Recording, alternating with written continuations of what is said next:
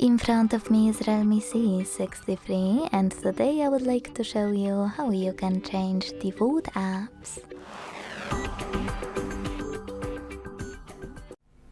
Begin by opening Play Store and downloading any app you wish to set up as your new default one. In my case, Firefox. When your new app is ready, go into Devices Settings.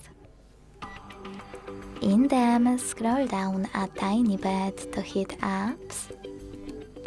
Select the default app over here and tap on one of those sections you wish to manage, like Browser app.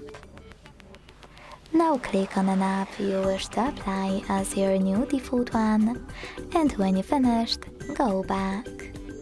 As you can see, after a couple of seconds, my default app has changed.